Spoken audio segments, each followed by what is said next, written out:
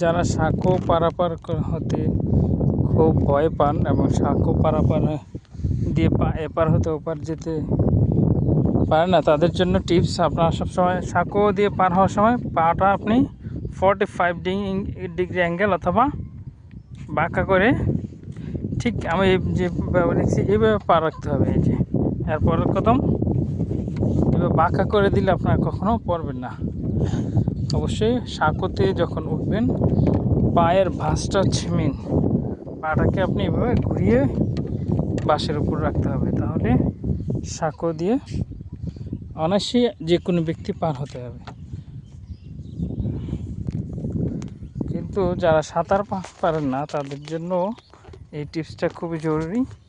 আপনি ধীরে স্থিরভাবে পার হবেন, সাঁকো দিয়ে পার হওয়ার সময় পাটা আমাদের এই পা এইভাবে রাখতে হবে।